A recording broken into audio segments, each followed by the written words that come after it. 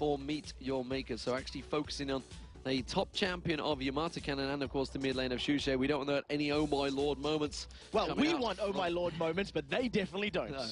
Thresh is going to get banned out, as well as Zac. That means there's a number of top champions. Shen coming to mind. Jarvan's going to be in there as well. Let's see what they go for. So there's a lot of decisions on the line here. Maluno's Amumu probably is one of his most impressive champions, along with that Jarvan, of course, but he's had more impressive saves with that Amumu. He will rely on Yamato Cannon and Shushe to deal damage, though. Draven has been allowed to slip through, and it's something that we've seen very few teams actually do during the course of the spring splits. Well, they've gone for a lease. Let's see what Meet Your Makers. I feel they may take Shen. I'm pretty sure it's something Kubon plays on that top lane. Makata, of course, he could also run it in that jungle. Will he go for the Jarvan, though? And it was banned against him as well. Game 2 of the matchup. And, of course, we did see Kubon playing it in the third deciding game against Mouse Sports. So we'll see exactly how that pans out. No, I'm lying to you. It was given to Makata in the jungle. So 5.3 KDA, did pretty well with him there. And you can just see they're talking about it. Like, what do we want to pick? Kha'Zix is still available as well. We did see Makata running Nautilus as well as Maokai in the jungle. So he's got the utility junglers, he's got the gank-heavy junglers in the form of Maokai, and then in Nautilus, and of course Shen. Taking their time on this one, that's for sure. Yeah. And the typing comes out, so Sona is going to get locked in, so they want that for the support Libic, and there is the Shen. We'll see whether Makata does keep that one for the jungle or whether he gets switches across the Kubon. I expect the fact that he selected himself means he's probably going to keep it. So this will be the first time that we're going to see Libic on Sona this weekend. Taking that away also denies that from Muvert, who's one of his most played champions in the spring split. We do tend to see Muvert almost falling back to Taric as his secondary support. So I'd like to see if this is going to be Yamato Cannon in the top lane with Elise, or if it's going to go to Muvert as a support. They were fast lock-ins. We do see Jarvan and Diana being selected straight away. Maluna's going to be happy. The fact that he has got it through looks like it is going to be a Hosan insta-lock on Draven. Yep. Kha'Zix and Misfortune also being picked there. So quick fire picks there. So Dragonborns, they very much know what they want. Yeah, they're 100% convinced that this is a very, very good early game team. If this is going to be a support Elise, that's going to be a very scary bottom lane. The percentage HP damage with that massive, massive damage buff that those spinning axes give you during that laning phase is going to be difficult. And it is going to be. So it's probably going to be a top lane Diana. Yep. The thing is, I don't really know if Shushe might keep Diana, and it might be Yamato on Karthus, and they might lane swap. Because I don't really know if Shushe is the kind of player that likes that sit back and relax kind of play that Karthus has. You know, it's not quite all in like a Diana is. Well, it looks like Sharu is actually going to take Xerath in the mid lane, which means it will be Kha'Zix on Kubon. Of course, they could switch him around. It could be Kha'Zix in the jungle. Makata could be taking that one. We'll see which way it all turns around. Of course, they've got 60 seconds now. Everything's locked in. What are we thinking here? And where are we expecting these champions to go? Because they could switch all of these lanes. So I'm expecting Kubon in the top lane and Makate with Shen in the jungle, because this is what they played yesterday against Mouse Sports, or whenever they did play. So that's probably the way I'm going to expect that. If it's going to be Xerath versus Karthus in this mid lane, it's going to be a very difficult lane for Shushe, because if he does get stunned by that Mage Chains and the Arcana Pulse, that's a lot of burst at the early level. And Charu's going to be completely out of range of Defile. He's going to be able to just sit way, way back in that setup. But it does look like Karthus will be sitting in Shushe's hands. Well, one thing's for sure, these are two very aggressive setups. We are almost certainly going to see kills. We always do when Dragonborns are involved, and this could be a pretty chaotic game right here. Yeah, there's no better word for it. It's going to be all in from both of these teams, especially if you look at the Dragonborns lineup. That is 5 damage threats from 5 champions that have the ability to carry a game. You know, if any one of them gets very fed very early, they will just run away with that matchup. I don't think we've seen any last-minute swaps there from the champions. So we'll see how this one pans out right now. And we're about to go live with the very last best of 5. D-Man. It's been emotional. It has been. It's been a long one. Emotional. The last best of 5 getting underway. So who will be the 8th team in the LCS? We've already seen Copenhagen Wolves retain their position. Alternate, they squeaked through against the Giants, and Sinners Never Sleep. They had a dominating 3-0 win to go flying in towards the LCS. Will the Dragonborns be able to stay in there, or will Meet Your Makers manage to knock them out and have the 3rd team to replace in the LCS? Of course, the Summer Promotion Series, that's what they're fighting for. They all want to make it to that grand finals. coming up later in the year. And of course, from Warsaw, this was the final match, the deciding game to determine that 8th and final team spot. You could not ask for a more poetic ending to our extended weekend. And we are into the game. Shushay is on Karthus, and I'm very interested to see how well he plays. And look at all of that damage from the Dragonborns. It's going to be up to Mokate to make sure he lands those Stand Uniteds and save whoever it is and gets dove on. I just feel that Charu's going to have the poke over Shushay here. He's going to be able to... And Charu, you know, the fact he's on Karthus, Karthus is a fairly slow-moving object and a very weak one. So one of the things that does play into Shushay's favor, and when he is coming up against Xerath in that lane, is Xerath's going to need to plant himself down with that locus of power, which means it's going to be an easy target for lay waste. Yes. And unless he's planted in the ground, he's actually not going to outrange the lay waste. So it's one of these things where it's going to come down to purely positioning and individual player ability to see who can get that extended poke. Well, we'll see who does. Charu is a very accomplished mid laner, as is Shushay. Shushay, of course, the Season 1 world champion with Fanatics. This time around, he's fighting to keep his position here on the Dragonborns. And it sounds like they're fighting with pings. There's about 1 million of them that have come out in this early game, and almost all of them from the side of MYM. Every single time they see champions, it's just ping, ping, ping, ping, ping, ping. And you can see it there on your minimap. MYM are really making sure that everybody is well aware that something's happening, and now I think they're trolling us. They're not, no, I just think they're just scared because they know that ping ward was placed there, and they feel that they're actually... Kubon's like, I'm going to be invaded, I'm going to be invaded. Someone check here, someone check here. And then Charu's like, I ain't face checking this thing, no way. Do not want. But Shushay, look at that, he's going straight for the raids. He has vision in this one, gets a poke on towards Shushay, doesn't manage to get the steal of it. Didn't have, actually, it was a blind check, wasn't it there? He did manage to get a shot across. Meet Your Makers, though, on a late invade, and now they're going to find out Hosan and Move here on the blue buff. They've got, of course, 3 members, so the number advantage. We're not going to see Shushay coming across. Are they going to try and steal it away? They have put the pink ward war already began. Yeah, so Libic put the first pink ward down, took out the green ward, immediately replied by Movert. He put a pink ward down, took out MYM pink ward.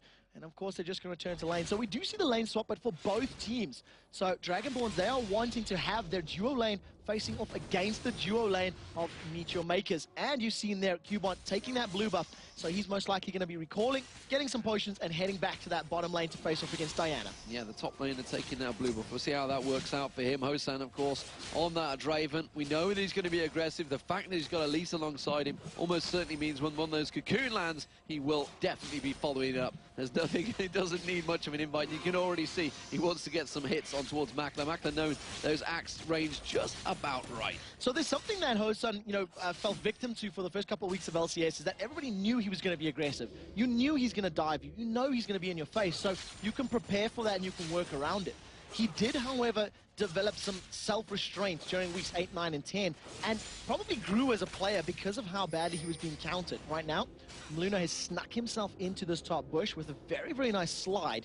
I don't know if he was spotted or not, but it does look like it because Makler and Libic are back. Yeah, they pinged it straight away, so he must have just been given vision, but it doesn't matter. Makler is going to get caught out. Ironically, Hosan wasn't there. He is going to flash for this one. He's going to get the axe down. One more axe will be it for Maluna, that picks up the first blood. It's Makler that goes down. So well played there. Maluna picking up that first blood. He literally just brute forced his way into that lane. It didn't matter that both Makler and Libic knew that he was there. The cocoon landed, and that is what counts. So well played by Movert. It's a support player that we've called out a little bit for maybe not backing up Hosan quite as much as maybe he needed to during the season. Yeah, but that did show, of course, that Dragonborns not afraid to burn those flashes to make sure they get those kills there. So 3 flashes burnt just to make sure they got on there. Kubon with that blue buff, how's he doing in this bottom lane against Diana of Yamato Cannon? He's 19-16 up in CS. Yamato Cannon just lingering around. Let's have a look towards the mid lane. Charu has just backed off. He's going to go back and buy a tell a lie. He's going to cancel it. He's put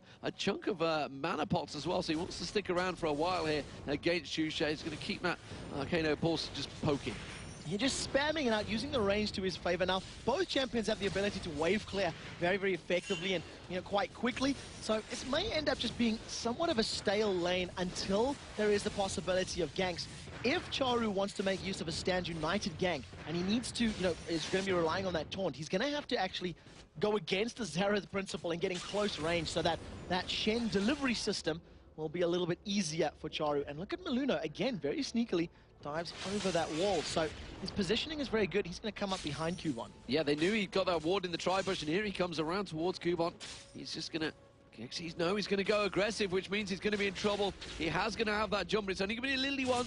And as you can see, there's the jump, there's the flash. Is it going to be enough? The knockup comes in. That's surely going to be Cubon going down here. Dragonborns starting out very aggressive. We didn't expect anything else. No, and what great play. That's his 2 ganks, 2 kills being landed for Maluno. And we said how his Amumu and his Jarvan are some of his best junglers, and he is making them work for him. He's got an average KDA of 4.8 on Jarvan, so he's working himself towards that 5 either kills or assists before going down. Do the warning pings there. They thought that Sharu may be heading north, but no, it's just simply warding it. Look at the flashes once again. It's going to be the Cocoon. It's going to be Livic going down. Now can they turn on towards Makler? You can see the repel come out. Barrier bait comes in there, and Makler does get the kill. I think Moveout will finish it up. Yes, he does. And that was a 2-for-1 in the top lane. That was such a great play, and that's something that you don't tend to see in terms of these, 2v2 situations. Hosan and Moveout just all in, and they landed every single ability that they needed to. That stand aside, just catching Livic before the flash went off, and that was enough to slow him down and get that Cocoon to land. So well played, 2-for-1, a kill for Hosan and a kill for Moveout Izilis.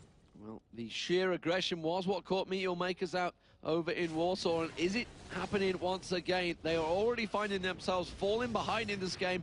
It is 4-1 in kills, and that equates to a 1,500 gold advantage just 6.5 minutes into this game. Yamala Cannon with that red pop on. He's going to go aggressive once again on towards Cubon. He may be able to take him down. You can see he uses that ultimate to get back on towards him. He has to back away from this one. He can't even fight it. Such great play from Yamata Cannon. He waited for the leap to go before he used that Lunar Rush. So he dove, onto him without using his flash.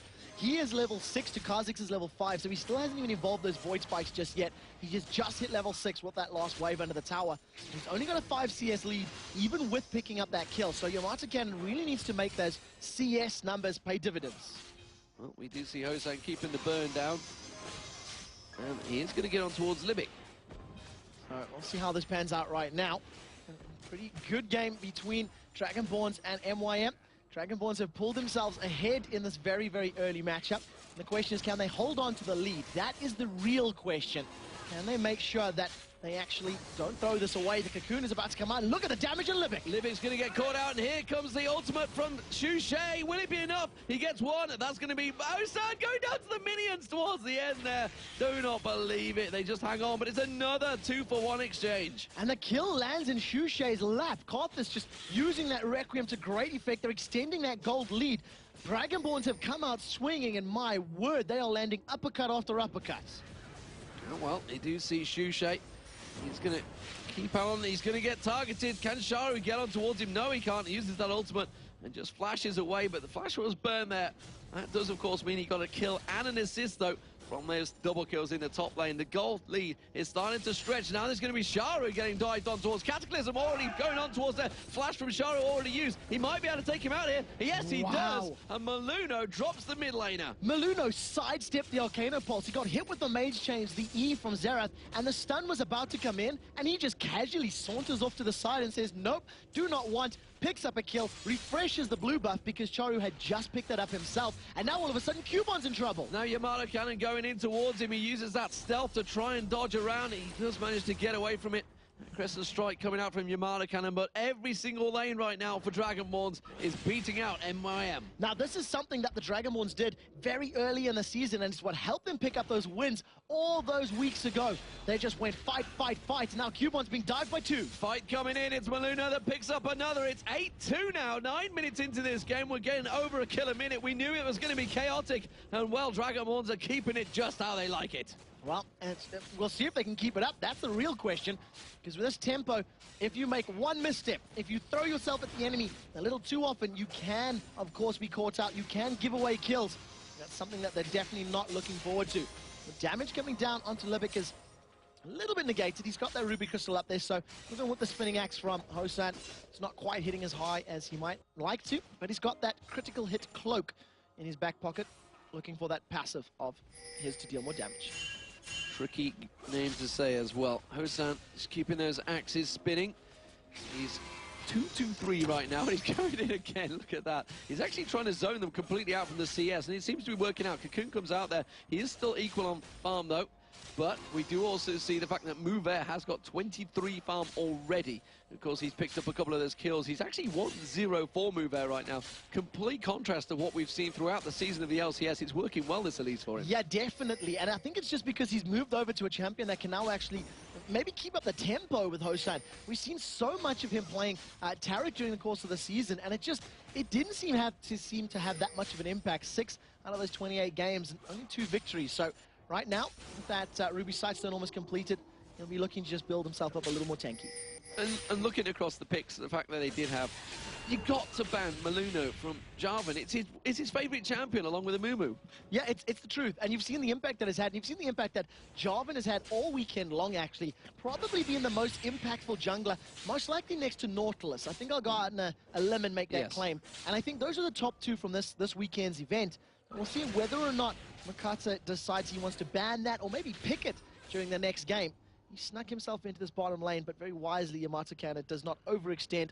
He doesn't put himself in a bad situation. The Void Spikes coming out there and keeping the poke on. And look at the MYM and Maluna.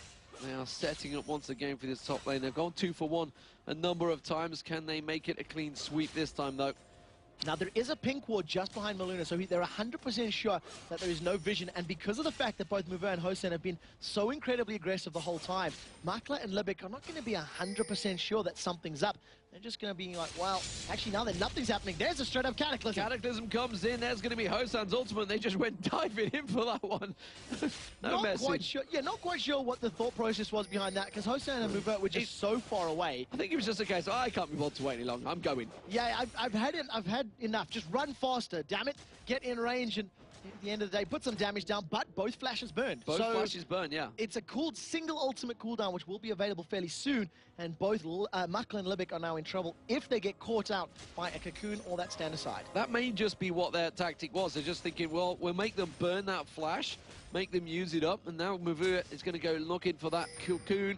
If he can land it, it will, of course, almost certainly be a kill. So they've extended that gold lead to nearly 4,000 gold right now.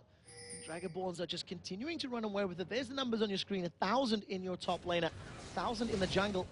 Pretty much 1,000 to 500 pretty much across the board. Yeah, the farm is actually fairly close. The only difference being Yamato Cannon that stretched the lead there, but it's all about those kills. Those kills have been coming in. It's actually slowed down a little bit now. It was a kill a minute coming in at one point, but it's definitely stretched a little. Here we see Makata making moves. We also have Sharu making moves towards this top area. Is he just simply warding out? It looks like he is. MYM had gone away, and he's going to move back in there. Will he get caught out in the river? Now, Stand United is available. That is a level 7 Shen. He's 2 levels behind Job, and a very good cocoon from MYM. He's going to carry on running away, and he could have repelled. There was no minions, actually. But looking at the level there of Makata, he's 2 levels behind Maluno. Those 3 kills are just being so effective in Jarvan's, kit and helping him get further and further ahead. Yeah, you do see the poke continuing. Makla's got to be so careful right now. He's actually got a little CS lead, but it's nothing to write home about. And the fact that he has those deaths on him, he has picked up the kills just as much, but he's definitely been the focus of target. We'll wonder if we start moving into the later game, whether Hosan would simply be able to keep up with Makla, because Makla, is going to farm well, and Misfortune will scale well. So one of the things that's going to work in their favor, Makla's going to be able to just rely on that bullet time to deal a lot of damage. So that will be able to, at the very least, just put that down on top of the enemy team and shred them. And it's a fairly squishy lineup. Draven, Elise, Karthus will go down relatively quickly. Eventually, Yamato Cannon will build quite tanky. So, Draven's going to be relying on his auto attacks, his right clicks, and his relatively short range, whereas Makla, in theory, could keep himself in the backline a little safer. Mio Maker's going for the dragon here. We do actually see Shushay backing off, so they're going to take this one for free. This is going to be desperation gold for them. They really need this because they're falling behind Dragonborns quite quickly out with all those kills going down. That's going to stretch it and pull it back to 3K. Or are they? Maluno comes in, doesn't get the steal. We do see the crescendo coming across. He's going to get locked up, but he flashes away. But unfortunately for him, it's Makla that gets the kill. Now, that was actually very, very good play from MYM. They chained their crowd control really, really effectively and really well. They blew a lot of abilities for that kill, but they got the killing spree bonus and an assist across the board for every single member of their team. That gold now is closer. They've drawn the numbers back, and well played by MYM. They'll have timing and vision control for the next time Dragon's up.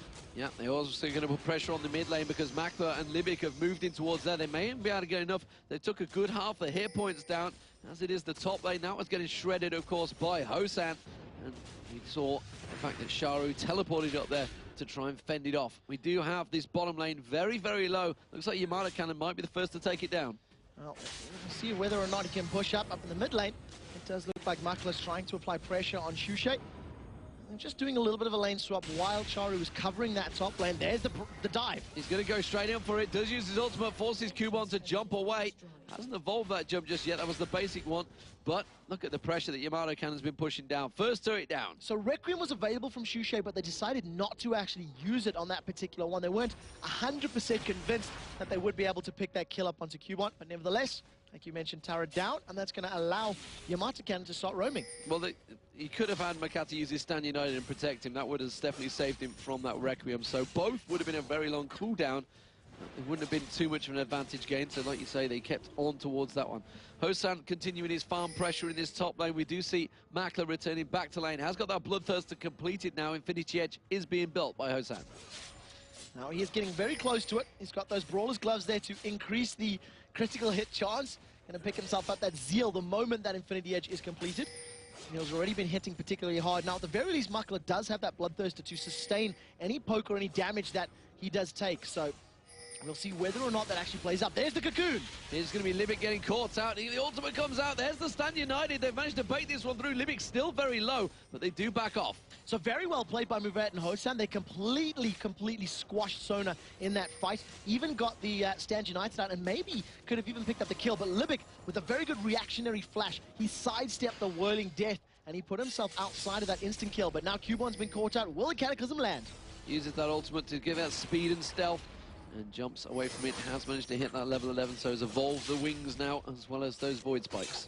And we'll be able to at least have that increased range on his jumps, which will obviously play into his favor. And of course, taking a little bit of pressure. It's going to get taken. Are they going to get on towards it? No, but the ultimate's wall burned from Sharu to just keep them away, clear out that wave. But now Makla going aggressive on Hosan. Hosan taking a lot of damage now. See that double up going on towards him. He's definitely feeling the burn. Yeah, Hosan taking a lot of poke here from Sona and Misfortune. Pretty much every single ability plus a power chord landing. And that really went through his life points. Now, remember that he does not have a Vamp Scepter or any form of lifesteal there. So whatever damage sticks is definitely going to stay there for a while. So we'll need to see how well Hosan can farm and at what point he decides to back off. Right now, that 3,000 gold lead has crept back up in favor of the Dragonborns. We do see Shushay. He's sticking on that mid lane. He's continuing to keep that farm. He's actually ahead of Sharu at the moment. Despite the fact Sharu can clear those waves. And of course, Shushay on Karthus can clear them just as quickly. So at the moment, we're seeing a slightly different build from Charu, Xerath, and from what we've seen from the previous setup. And we've seen two Xeraths this weekend. And it's going to be interesting to see whether or not we see him anymore, because it didn't really work out for the Samurai and Jeans. We'll see whether or not Charu can pull this one back. He's only 0-1-1, but he's farming very, very well. Well, we see Mercata trying to sneak in that top bush, but he is stood on top of a ward. They don't know whether Maluna is there. I mean, they do, because he's just slid across. In fact, that's a very clever ward that they've got there in that tri-bush to see him sneaking in. Yeah, especially because they'll know the gank paths or the movement routines from a Jarvan. You can almost anticipate it. Cataclysm is up, and we've seen how the Dragonborns simply run into a lane. They brute force it and dive in there. So we'll see whether or not this does play out. And he has the fight. The crescendo goes on towards Hosan. Pulling time hits him as well. He might well go down from this one. Yes, he does. There's going to be Maluna, though, jumping on and pancaking down Libic. Now it's Makla's going to be the target. Shushay's ultimate comes out. Requiem does take down one. It is actually Movet that picks up yet another kill. This is really working out well for him. So 1 for 2, and this should allow them to take the tower. It is relatively low, but with Cubon joining the party, he should clear the wave. That's a double torch. It's a brilliant Shadow Dash. Manages to get a turret hit on towards him. Now Movet's going to be the focus. The Cocoon comes out, but it only hits the minion, and now Movet's almost certainly going to be the target. This is a good chunk of gold here. It will be the first death. He has jumped away. The Ignite's not going to be enough, and Movet's escaped. The medic Maluno saving Movet in that top lane, getting the knockup, preventing the lost abilities being casted, and yet again, Maluno showing he should never have been taken off the roster in the middle of the season. No, absolutely not. He is going to take down this middle turret, Shushay. He's going to come along. Now that is working out well for him. He's picking up the assists off this ultimate. That is what you do with the Requiem. Blue buff now going to get stolen away as well. Yamato Cannon and Shushay are going to be there as well. This is working out so well for the Dragonborns. 10-4 currently the kills. So we'll see whether or not MYM can bounce back from this. They do have a team that scales relatively well. Charu will eventually get to a point where he can simply, melt the HP bars of Hosan and move it. Of course, Shushay, even if you kill him, he's always going to be dealing that damage in team fights, and if he's positioned correctly, that will play into his favor. So right now, it's a 4,000 gold lead. Finally, Hosan has given some free time to attack this top tower, and he does have that Infinity Edge completed. Yeah, that is going to be the turret going down. Minions will finish the job, and that is now 3-0 for Dragonborns in terms of turrets. Gold advantage stretching 5,000 gold, and they are keeping that pressure on. MYM, they have that dragon timer down. They did manage to pick it up, and that's really their only saving grace so far. But I don't think they're going to be able to take it. They're going to see the lock-on. Oh, wow, that cocoon was so close to getting Cubon. That was really, really close. I think if Cubon's wings were any longer, he definitely would have been caught by that cocoon. Nevertheless, the dragon has respawned. Vision is all around, and Dragonborns are poised to pick a fight here. Now, Stans United is available for Shen, as is Charu's teleport there on Xerath. So we'll see whether or not they're going to pick this fight. Dragonborns have better positioning, and it doesn't look like members of MYM will be able to react quickly enough. No, they're not. They're going to come in for it, but the Dragon's already gone down. The Dragonborns are going that team kill, and it's going to be Livik now. He's going to get Stan United on him. He does get caught out. Tried to put the crescendo across, but you can see Makla's going to get focused on by Maluna. And remember, Maluna's picked up a lot of kills. He's going to have a lot of damage here. Livik comes around to try and help him out, but he may be a target of his own. Maluna wants one hit. Yes, he does. He manages to take it. Now Makata's going to get closed on. He's going to get the Shadow Dash across. The cocoon comes in, and Maluna is still alive and walks away from this one. Yamato Cannon picking up the kill. It was a 2-for-1. Hosan did go down in the end to Sharu, I believe. But what a fantastic bit of play by Maluno to be saved by Yamato Cannon. He just got the cooldown back on that Golden Aegis, his shield. He managed to block that last little bit of damage that Makate was trying to put down, and they managed to get it. But yeah, Shushay, he's been caught. Shushay has been caught out. The exhaust goes on Chicharo. He should be able to get the Arcano pulse. One more shot. No, not enough. And Shushay backs off safe. He didn't have his ultimate available, the Arcane Barrage, and you just see him there. If Xerath doesn't have his abilities, he can't do it. He tries an Arcano Pulse, and it doesn't manage to find its target. Tried to guess where he was, thought he'd gone towards that bush, but he wasn't there. The turret being pressured in the mid lane, but that's going to get cleared out. Maluno and Mover are there. Makler pushing this top lane as well, but Hosan once again, the crazy Mad Axeman is back there spinning away. The Mad Axeman, that is the best description of Hosan that you can have. He's managed to get that Zeal completed. He's got that Elixir of Fortitude, and he's got himself a small 20 CS lead. With the Dragon as well as those towers, it's a fairly decent gold advantage. And in terms of straight-up right-click damage, he will obviously be able to out-duel Makla. But in team fights, Hosan and Draven, he can only focus down one particular champion at any given time. And that is something that MYM will be aware of. They have much more splash or AoE damage. You do see Yamato Cannon continuing that bottom lane. Meanwhile, this top lane, Makla is fending him off. Makata, he's going for the red buff, but here comes Maluna, here comes Shushay. They want to close him down. Hosan's coming from the side, does manage to get the interrupt just as he was about to taunt away from that one, has to flash off in the end.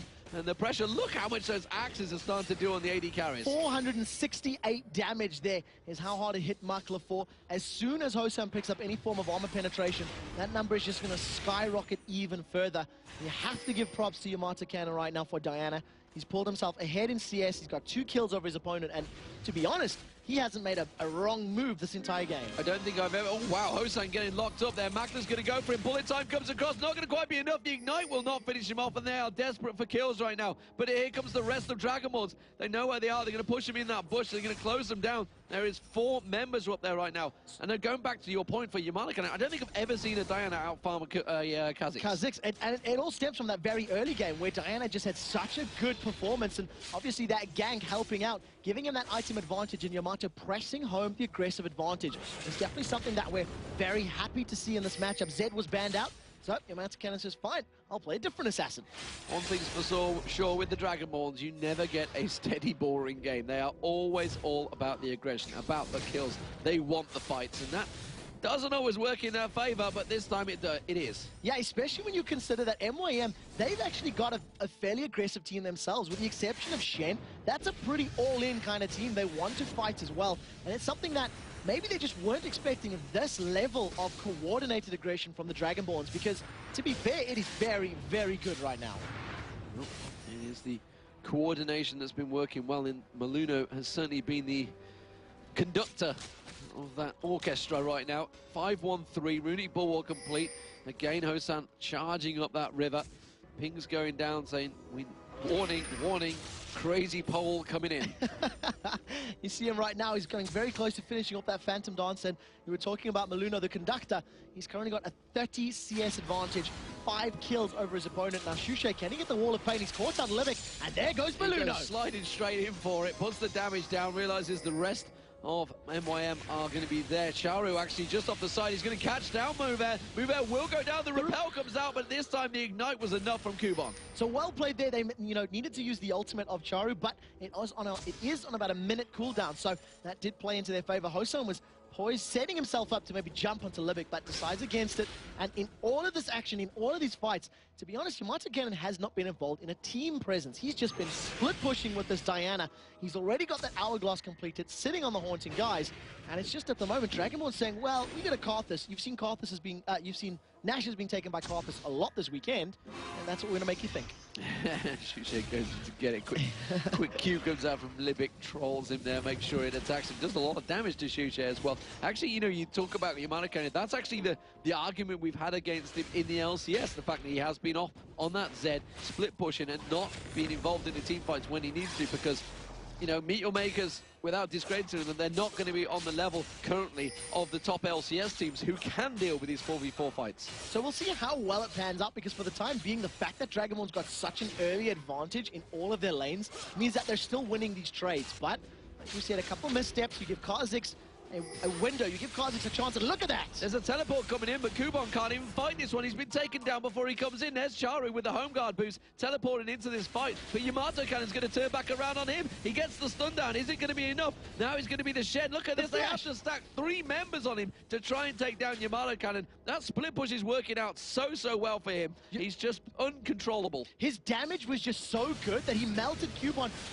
before Shen could even stand united him. Now the rest of Dragonborn, seeing the numbers in the bottom lane, seeing stand united down, seeing teleport down, they've started Baron, they've picked it up. They've taken that down very quickly. Now, 27 minutes into this game, it is a 9,000 gold lead for the Dragonborns. 13-6 up in kills and 3-0 in turrets. The Dragonborns in full control. They finished 8th in the LCS. They were looking down and out. They had a few successes in the last Super Week, of course, and they were fully prepared for this matchup. Where was this team during the last 10 weeks of the split?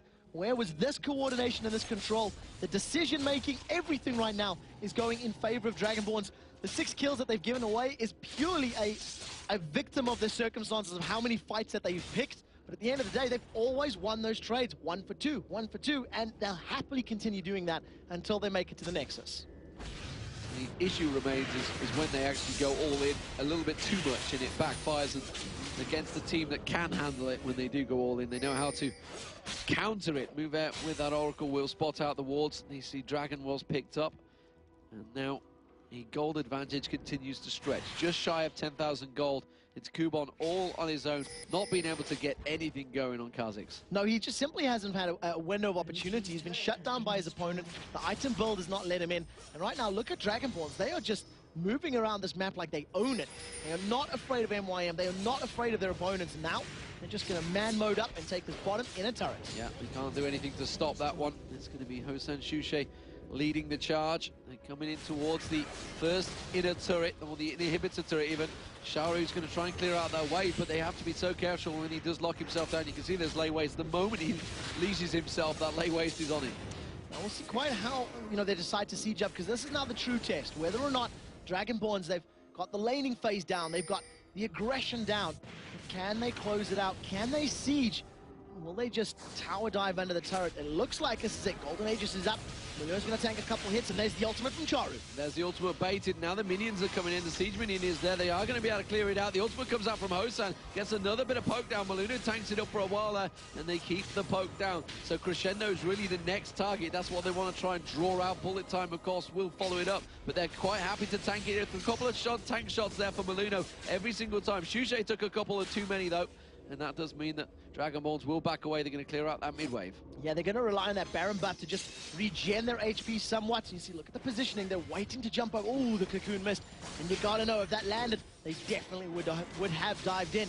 The towers dropped down to about 2/3 life, but the amount of AoE splash from both Xerath and Kha'Zix He's just melting these minion waves. So there's absolutely no time for, you know, free damage on that tower. I was going to say Dragonborns will back off, but they don't know the meaning of the word. They don't know. There's no back off in the vocabulary of Hosan. You either all in or all out. You're just all in till you're all out. That's the story. You just keep fighting until there's nothing left to fight with. And look how much money they're all sitting on. So they've got this massive advantage already, but a lot of that is actually stored in their pockets. They haven't converted it to items in the game.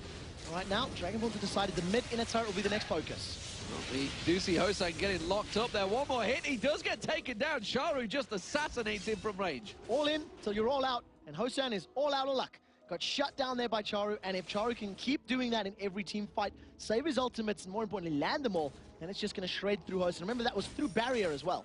That was through barrier. He just melted him down there. Has got the damage to do that. That's going to help him towards that Rabadon's death cap, which he is building right now. Sharu, of course, seemingly the only saving grace right now, 2-1-2. It has been Libic that's been focused in that top lane along with Makla, both of them with 4 deaths apiece, which is where most of the focus has been for the Dragonborns at the start. Now, this is something that we've actually seen this weekend as well. As soon as the Sona gets locked in, that's pretty much, this is who we're going to camp, this is who we're going to kill, because it's such a squishy champion on base statistics. You really need to build items before you can survive. Dragonborns, with all this map control, are just going to steal themselves a blue buff. And you see Hosan, he's got some magic resist quite wisely, as well as in that Quicksilver sash. Pings coming out, and again, it's meal makers. They're all about the pings. They love them pings. They've been doing it the whole game. Well, Smart Ping, it's a very awesome feature. You know, helps you communicate with your team. They're not using Smart Ping.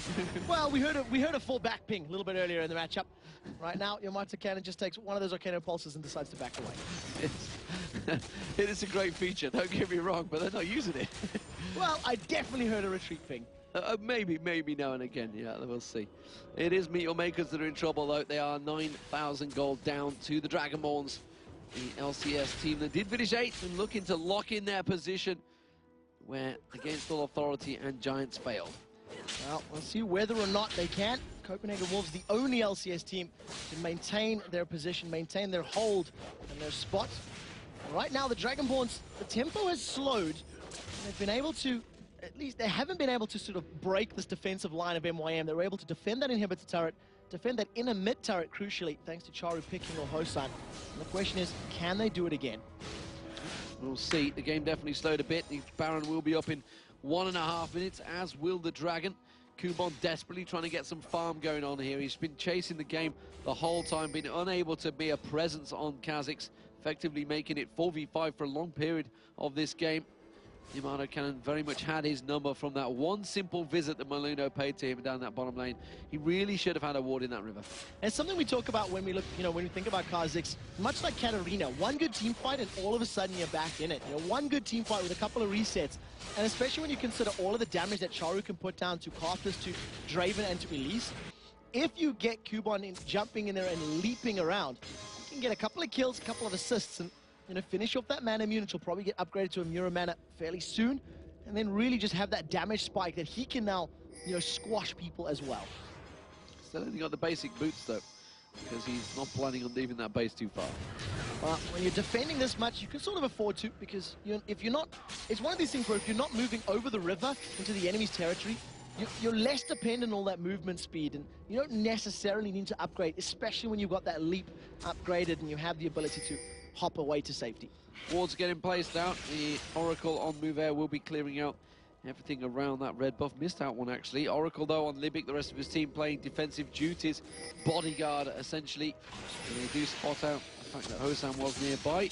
There's wards going out, trying to get the coverage towards that Baron, which will be spawning shortly, but that's not what Dragonborns are interested in. They're going straight for the top turret. There's a teleport from Charu to the top inhibitor turret, so he's going to be trying to defend as quick as possible, but Dragonborns have found a way in, and that's a free turret. Yeah, Wall of Pain came down. Shusha gets focused on, but the ultimate from Charu is not going to find its hole this time. He was using it at absolute max range, and just like you said, he couldn't puncture through the armor, couldn't find that hole in Shusha's armor there to land the abilities all. Right now, MYM is stacked up. There is a ward in that bush, so Dragonborns have been spotted. So Charu will clear out that top wave, and as soon as he shows himself, the fact that he's just used that teleport, he's not going to be around. He's already used that ultimate. It will be up pretty quickly, though. Dragonborns trying to bait out a fight here at the Baron. So Diana's got for a bit of an interesting build. Pick up that Leandri's Torment as we see Libic being caught out again. Well, Maluna's putting the damage down on him. There's going to be Hosan's ultimate. It's going to wear him down. Trying to bait out the crescendo, I felt there. Shushay, though, took a lot of damage in the process. So Charu's about to get his Arcane Barrage back up. MYM feel that they can pick this fight with Shushay being low, but always remember the Requiem will come in. Plus, there's a Zhonya's Hourglass there. Charu's just Locust of power up and is still hitting particularly hard. Yeah, and he's going to get stronger and stronger, but as is Shushay. Shushay's gone back, managed to buy up a couple of wards. Seraph's Embrace now completed as well. And he's going to come in there. So more wards being picked up by the Dragonborns. Your Maker's going to be able to cover out as many, because the gold advantage is obviously giving Dragonborns that help. There's another chunk of gold for them to keep them wards supplied. So that is another dragon going the way of the Dragonborns. They've had very good control and timing over that one, and they've just simply been able to outforce MYM since that very first dragon that they picked up. You're talking about the damage that Charu can put down. That can be avoided. It can be dodged with a well-timed flash, whereas the damage that Shushay is going to put out is guaranteed. The Requiem is always going to hit. We still don't see an Aegis of the Legion coming out from MYM against a double AP comp, and they're definitely going to need to pick that up soon. See a quick silver slash from Hosan, but it is going to be Libic once again caught by that wall. The pain gets taken low. The Cocoon comes out. There's going to be Shushay melted down there. Very quickly hit and run from Kuban. And there's going to be the Requiem. Is it going to be enough to take down Libic? No. So it's a wasted Requiem from Shushay. I think he overestimated the damage that he could put down. So a good comeback kill from MYM, showing that they're not out of it just yet. Even though Libic was caught, he managed to land the crescendo, pick his team up a kill, or set his team up for a kill. And right now, we've just hit this this stalling moment where teams get this massive advantage, and we've seen it all weekend long, that you really need to know how to push and how to use that advantage, make it work for you, and close the game out. With this stalling, who's it going to favor? Is it going to be Meteor Makers that are going to get close to this game? The longer the game goes on, we've seen it so many times, the more gold they get across the board, the 6-item build starts to be completed regardless of that gap. So the thing that's going to be very, very important about these fights is whether or not Meteor Makers land a good Stand United and a good crescendo, because Shen and Sona are not damage threats. Shen and Sona are there for utility. They're there to save the damage threats and to set their threats up for kills. On the other side, Dragonborns, that's 5 champions that can clean house. 5 champions with good damage, good numbers that can kill people. So it's 5v3 as far as damage dealers are concerned. And the later it goes, the better both teams become. But the more imperative it is for MYM to actually land all of their respective abilities. Kuban's still chasing his dream to get that Kha'Zix built up. The Bloodthirster and Last Whisper in there, but Ramana still working on that one. Sharu just lingering off the side there, has got, of course, those wards which he's waiting for. He's waiting to see if he can get a pick around that Baron. Now, he's going to have more than enough range to maybe even stun people up, but the damage is really, really good. So if he can get some poke down, he might even try to steal this. Kuban's going to throw out those Void Spikes, and the steal's not going to come in. Dragonborns pick up the second Baron, and to be honest, MYM did nothing there. They threw out a couple of skill shots, but they were all grouped, and they just weren't confident enough to pick a fight, even 4 versus 5, with Yamato Cannon down in the bottom lane. Now they're going to have 4 minutes up against Dragonborns with that Baron buff, and almost certainly that middle lane looks like it's going to be the focus. They could go towards the top lane. That's where they started poking it first time round. It would make sense to start putting damage on towards that top, bottom inner turret. So something that I would have liked to have seen in there in the Baron pit was, you know, if Kuban had decided to jump in with that Kha'Zix and then have Shen stand united on top of him while Charu was using his ultimate. I think that could have been a good fight for them, but of course, I think 12,000 gold behind means that they weren't exactly confident on that ability. So some good vision, and Muvo takes 1 single Arcane Pulse, and that drops off about 1/3 of his HP, so he is still hitting very, very hard. There's a lot of pressure on Charu to land these damages. Use the ulti! Maluna gets caught, the ulti goes down, it shreds about half his health though, but not going to be enough. Charu, he knows it's on a quick cooldown. It will be up very soon with that blue buff on. Yeah, so it is going to be available shortly, probably by the time this next wave actually reaches the minion turret. He's just going to spam out those max range Qs and try to keep the Dragonborns at bay. And for the time being, all of that splash damage is actually holding them back. So all credit to MYM for holding off this massive onslaught of damage from the Dragonborns. Well, Hosan's hitting for close to 1,000 when he crits now. He's definitely causing problems. He went for that Scimitar. It's not an item we go see a lot of, but obviously he wants to use that QSS part of it, basically to get away from that damage that Xerath is putting out. Look at Shushay getting melted down there. Just 3 ultimate hits from Sharu. just shreds his health, and that's going to be Meteor Makers forcing Dragonborns away. So very well played. Charu got 2 uses of that Arcane Barrage up on 1 wave, and then I think on the 4th wave of minions that made it to the base. And again, MYM hold. That is the most important thing. It's like they're taking part in Troy right now, just trying to defend the base and hoping that a Trojan horse doesn't manage to slip in and sneak in. And if you look at the body language from MYM, they're actually smiling and grinning a little bit. So they don't look too phased by this prolonged siege. Well, they realize obviously that they were set so far back in that early phase, and the fact that they've held on for 40 minutes surely is a good time. That they're thinking Dragonborns had such a huge advantage, and yet they still can't capitalize on it. Yeah, it's one of those things that it's because of the fact that Draven has a relatively short-range auto attack, and if you look at his build, yes, he's got some magic resist in the form of that Mercurial Scimitar. It's not exactly going to save him if everybody just all ins on him. So, you know, playing it fairly defensive, some good damage coming down from Yamato Cannon. He's got a very interesting Diana build, a little bit different from what we're used to seeing. We do tend to see that Nash's Tooth coming up. This time, there's another ultimate onto Shushay. Shushay taken down to half health once again. Keeps getting poked out there.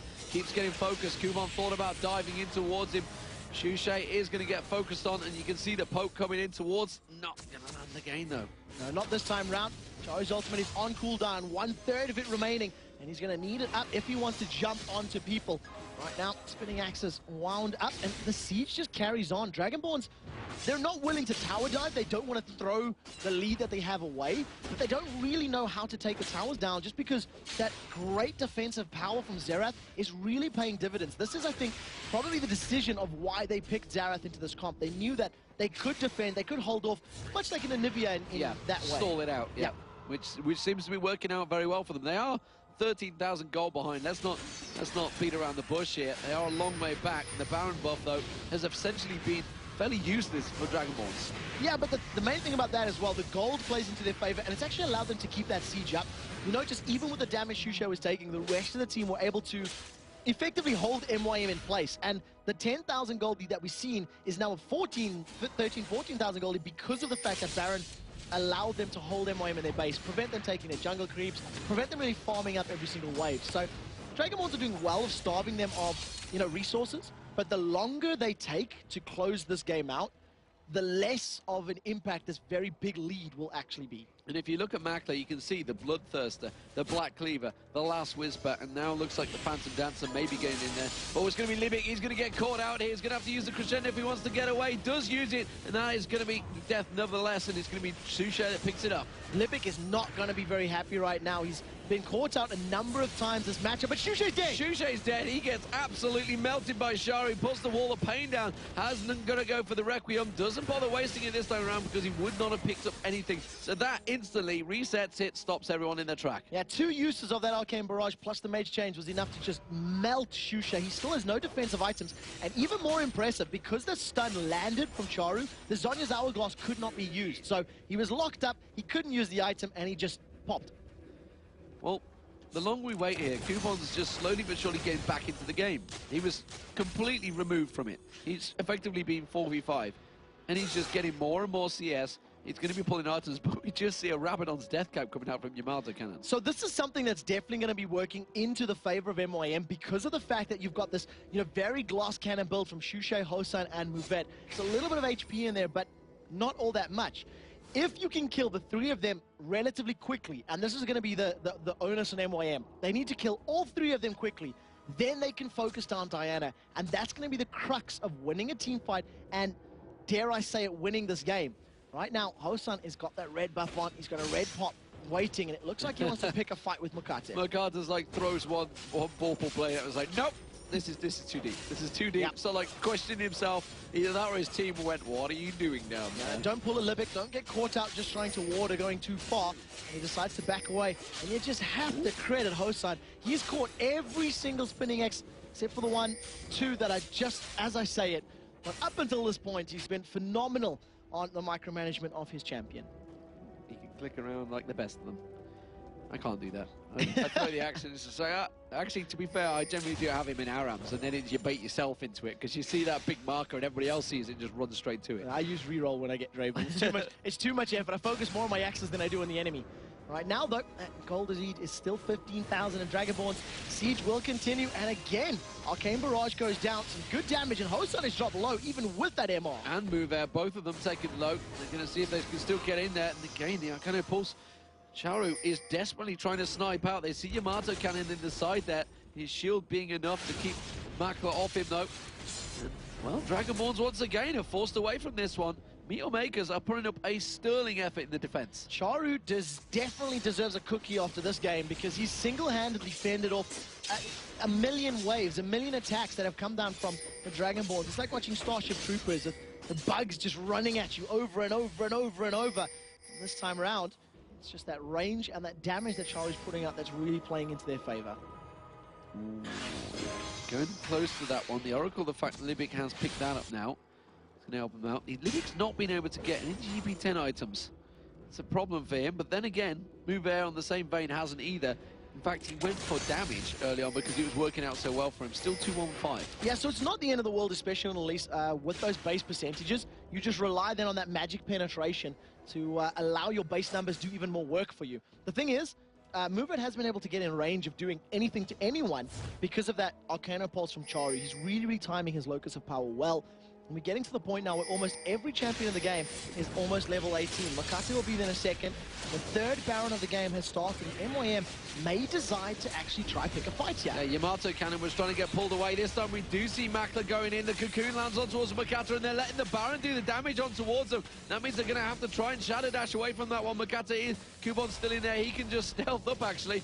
No, the Baron can still see you, son. You need to jump away. There we go. Waits for the cooldown. And he does back away. No deaths there. And the advantage, honestly, not really with either team right now. Yamato Cannon was trying to draw them all to that bottom lane. And well, we see the Dragonborns going in. There is going to be that ward back in there once again. They start on the Baron. Smite is available for Makata if they require it. If he goes and gets a steal, look at that ultimate, though. That is melting them down. Mover taken very low. They have to back away from this Baron. So very well played, MYM. They were forced to use their ultimates. They burned that Stand United early, and just very wisely from Dragonborns, they actually backed away and waited for both Kha'Zix and Shen to just leave the pit. They tried to re-engage, and Charu just decimated them with that Arcane Barrage. It truly is like an artillery barrage coming down, made up of magic damage and just shredded through absolutely everybody. So, for the first time in a while, MYM looking like they're actually able to compete with the Dragonborns out in the open without a turret between them. And this is something we've talked about. The fact that the delays are that little bit longer is giving Meteor Makers a chance to get back in the game. The gold advantage, while being huge, is actually starting to dwindle away. The percentage per advantage they have over them that they had compared to the very early game when they were miles ahead. They were 10-2 up in kills at one point. They're still at 14-9. They've not picked up many. Oh, man. Makata just flashes out of that one. Flash was used. He could have Shadow Dash maybe away from that one, but Maluno does use his ultimate as well. So they are going to, again, once try and force that fight. And look at Libic. Again, very close. He knows that he's going to get caught out and he's going to get a hit on there. Maluno may well slide through for this one. Just uses that Dragon Strike. So that was one critical hit that hit Libic for 844 damage. Now we see the pink wards have gone down. They're going to clear out some of the vision, and it is a pink ward battle. A very good wall of pain. Libic's again taking deep damage. If he does decide to flash Crescendo, that might be the signal for an engagement. Dragonborn's off to the left-hand side of the screen, and it's just a matter of the Baron dance happening now. MYM are still very far behind as far as gold is concerned. How many times this weekend have we seen this Baron dance backfire on the team that's tried to force it, that's been in the lead? What are Dragonborns doing? The thing is, they've realized that they can't actually siege it down. They've tried to push and pressure on towards that turret. That's not worked for them. They're having problems right now. We do see Libic getting caught out once again. It's Yamato Cannons playing the defensive quarterback right at the front there. It's not a defensive quarterback, is it? It's a linebacker or something like that. I don't know. Who cares? The it's defensive American role. Football. Take a look at Makate. He's about to get caught out. The cocoon went completely wide. And MYM, the one thing that Dragonborns have done successfully is they've actually drawn MYM out of their base. So pulled him out into open territory. And to be honest, whoever jumps in first may actually be able to win this matchup, because both sides have got great damage. Even how fed and farmed Yamato Cannon is, Charu's melting his HP. His hit points definitely went down a fair chunk there. And again, looks like Dragonborns have been forced away from this one. So that long range of Charu is definitely causing so many serious issues. You can see Maluni wants to get in and get that ward at the back there. Mouvez with him. They may well try and catch them out here. Shujai's going to clear that top wave out. He's going to save up that turret as well. Look how quick that defile does it. They did take the turret down, though. This is keeping advantages going towards Meteor Makers. The longer this game goes on, it's still 15,000 between the two teams. Move really wants to get on there. We see Hosan down the bottom. He really wants to get that ward taken out of the back of the Dragon Pit. He may get baited into it. Charu is still nearby. So we'll see whether or not Charu can land a good combination or not. He's just hanging around, but he stood right on top of a Dragonborns ward, so Mover is completely aware of his positioning. Another needlessly large rod has been picked up for Yamato Cannon's Diana, and we'll see if that works its way towards that Deathfire Grasp, and he's just gone straight for a full ability power build, and it's just an all-in damage from Yamato Cannon. He's hoping to assassinate anybody that he jumps on. Yeah, that dragon's going to go down. That's going to give them another chunk of God. I don't believe Meteor Makers have taken a single dragon. They may have taken the first one. That's the very first dragon. From then on out, it's been all about the Dragonborns, waiting for the dragon to be born, and then returning from whence it came. And sending it back whence it came. We see another needlessly large drop being picked up by Yamato Cannon. This time, it is going to be the Deathfire Grasp. He's going to have a lot of ability power. Yeah, he's going to have a massive amount of ability power. He must be incredibly high. In fact, he's going to be above Shushe's. Yeah, for sure. In terms of itemization, he's a full item ahead. He's also got additional HP thanks to that Riley's Crystal Scepter. A lot of Ages will be doing some work there for Shushe, of course, but we need to just see how these fights break out, because both teams have just got so much burst potential. It literally comes down to whoever jumps on whoever first. That's what it comes down to now. At this point in the game, at 51 minutes on the clock with 63,000 to 80,000, you're just going to insta-give whoever you catch. And Sona, Misfortune, Zerath are all squishy. They're all glass cannons for the most part, as is Karthus, Draven, and Elise. We're seeing a similar thing here, that the Dragonborns, you know, they can't close out the game. They had such an enormous advantage. We saw Giants have this problem before. Can they do, MYM, what Alternate proved? The fact that Giants couldn't close out that match. It took them so many problems. They have it in them. They have the damage in them. They just need a couple of resets really set for Kubon. He's got the fact that he's got that Muramana built now. He's starting to get more and more money, more and more gold. And you can see, actually, we've got nearly 5 members of 2 different teams. Dragonborns with 3. Oh, that's going to be Charu actually catching out Hosan. He's going to put the ultimate down, and Hosan's hit points just melted down. He has got the Guardian Angel this time around, though. There's going to be Arcania Pulse. Oh, it's him. Kubon jumping in. He may have to flash away from this one. He's going to get caught out, taken very low. Yamato kind of dives in. Hosan gets an ultimate across, but that, and more importantly, will trigger off the Baron fight. Kubon was hoping for the Stand United to come in, and actually it's coming in on Libic. They might flash crescendo. This Makata is going to need to wait. He's tried to get in it. Doesn't get the steal. Doesn't get the steal. He's going to get away from this one, but you can see Shushe comes across. Shushe may get locked down here. One more hit comes out. He's going to get the Zoni's Hourglass. Yamato kind of picking up the kill. That's going to be Makla going down. Here comes Shushe's ultimate. Requiem comes down. Takes them all very low. Maluna's going to be able to slide, and Cataclysm, he hasn't used it yet. There it is. Catches all 3 of them. Absolutely magnificent. Dragonborns finally putting the pressure down on these turrets. Again, the ultimate Charu just using the last little tick of it there. And then Hosan, we look at all the health he's regen back in there. Mover picks up the final kill, and Hosan just sidestepping out of that ultimate. He's going to get away. He's going to be able to run away. The lifesteal, the survivability, the real life that he'll get from Guardian Angel. MYM tried to make a play, and it did not work. Kubon dove into that pit. He'd waited on the flash. He needed to get out of there quicker. Stand United simply was not in there at the right time. MYM, unfortunately, losing another Baron and another tower, but Dragonborns didn't decide to push. Dragonborns decided to back away, and they didn't take the inhibitor down, so the siege will continue.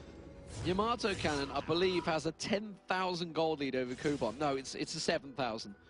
Oh, is that all? Is that all? Is that 7,000 gold lead over your lane. Wow. Look at Elise now. Muverti Elise. That's a 4,500 gold lead just in supports alone. That is a massive advantage. He's got more gold than the jungler of Makata.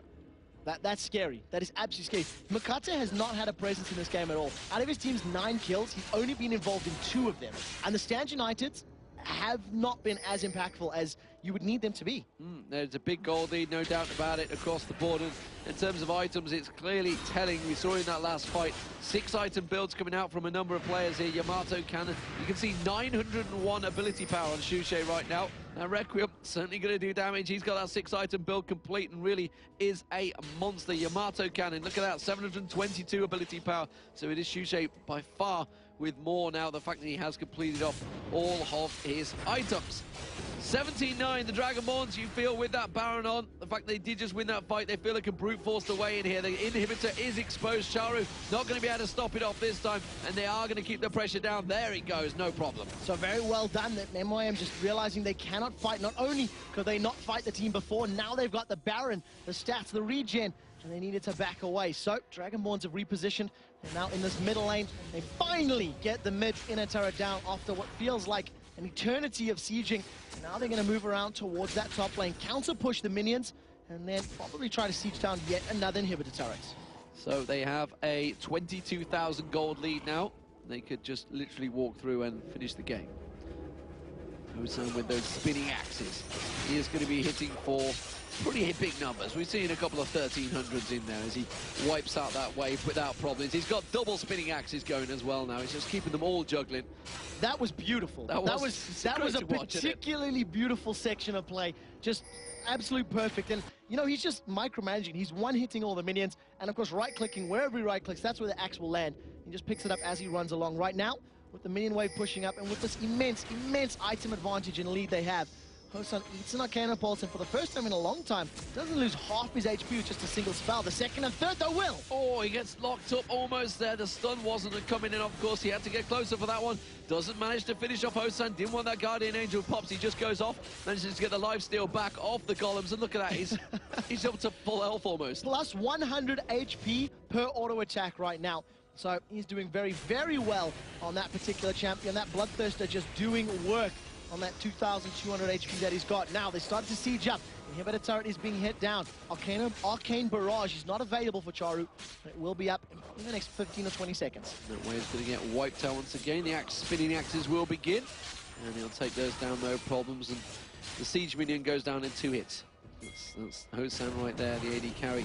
Has got a lot of damage. He's also got the defensive items, don't forget. He's got it built just right.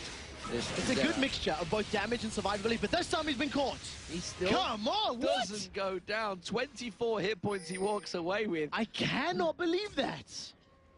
And now he's just going to go and lifesteal again. He's just going to get it all back. Got no problems, finds himself the wraiths, and look at his hit points just going back in there. Yep, got this covered. Don't worry, guys. I've got my health back.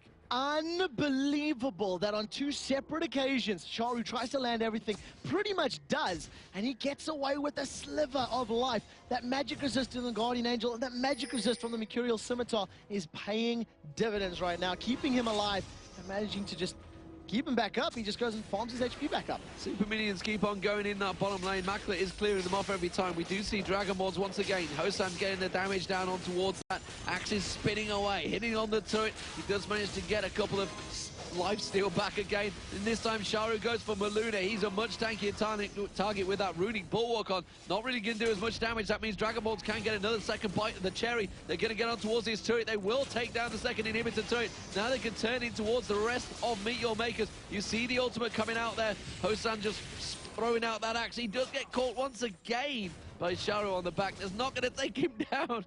Every single chance. Doing the best that he can, and you know, targets are just trained on Hosan, and what that just means is the rest of Dragonborns have had free reign the entire time under these turrets. They've been able to try and get some damage down, try and line up some abilities, but truth be told, they haven't landed any knockups, they haven't landed any cocoons, and that's the reason that they just managed to get the tower down and not the inhibitor.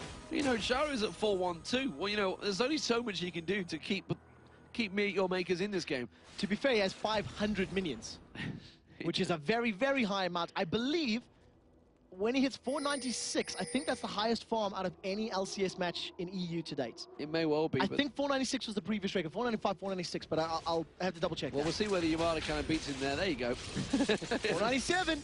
500 creeps at 58 minutes on the clock. 502 Yamato Cannon. If there was anybody questioning his play in this matchup, I believe they have been silenced, because what an impeccable performance from the newest top laner for the Dragonborns. The newest top laner for the LCS as well. Well, not now. We've got some new teams in there. Dragonborns, though, they had such a huge advantage. Just around about 8 minutes into this game, they were 8-2 up, I think it was. It's taken a long time to get to this stage, and it's definitely a long match, Ink, I think. Best of 5 here. I don't think this is going to be anything easy for either of these teams. Inhibitor is exposed, and look just how careful Dragonborns are. They know how quick they can get focused down, how quick they can get locked up by Sharu.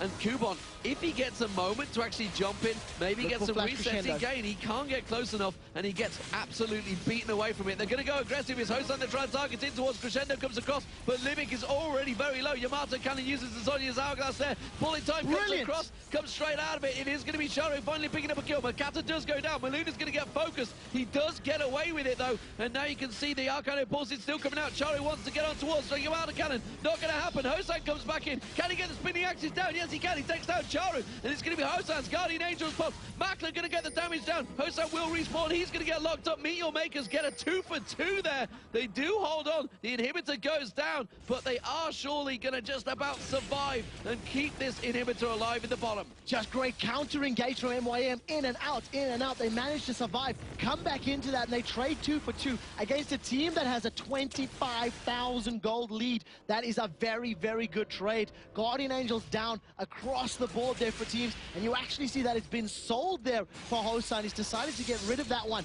Right now, it's just a really good setup for both of these teams, and it's just a matter of whether or not MYM can survive that next fight, because they held off the top inhibitor. The bottom inhibitor is alive, and there's no more super minions there. So now all of a sudden they've just traded bottom lane super minions for top lane super minions. Yeah, Yamato Cannon just sold his Guardian Angels as well, switched it for an Abyssal Scepter. And now it looks like it's going to be the Baron being picked up by the Dragonborns to take another attempt at Meteor Maker's turrets. So I believe this will be the 4th Baron that the Dragonborns will be picking up if they go for this one. And we've lost count. That's how many there have been. And it will, of course, be at 61 minutes on the clock. Dragonborns looking to try and close this game out, but they're playing so cautiously, so tentatively when trying to push against MYM. They're just not 100% sure to close this one out, and they will grab the Baron buff. It's still not a clear advantage that they have. They have that Baron. You'd think now they would take this one. But if Sharu, again, manages to lock someone up, bearing in mind there's no Guardian Angels now. Hosan we saw get down to 24 hit points this time around. Sharu can surely pop him. And Makler in that engagement, you cannot discount the power of that bullet time. It hit every single member of Dragonborns and got, I think, the majority of that channel. I don't think it was interrupted. And with his item build with Infinity Edge Black Cleaver Bloodthirster, he melted through everybody. So it was a very, very important item. Now, the rest of Dragonborns, they've grouped up. They want the second inhibitor. Dragonborns, MYM were waiting on the side, and to be honest, they shot too early. Sharu shot his low too early. He's putting the ultimate down. He actually called on towards Shushay. Maluna goes in. Crescendo comes across. There's going to be the Requiem. He is actually dead right now. But you're going to see Kubon's going to get stripped alive down the bottom there. Sharu is trying to get away from this one. He's been taken down. Dragonborns are going to get this game now. They have taken down the main man. Makler is still alive, but finally it's going to be the Dragonborns. They clear out the bottom inhibitor. They rotate around. They're going to take every single turret. Make sure they do this properly. About the book, tutorial style. It is going to be the second, third inhibitor finally dropping down. The Nexus turrets are now exposed, and Libic, look at that, one single turret, one single axe, and there is going to be Mouvette finishing off. Makler's going to try and get on towards Shushay. He does take him down, and it's going to be Makata getting melted on the Nexus turrets. Will finally get dropped. There is the ace for the Dragonborns.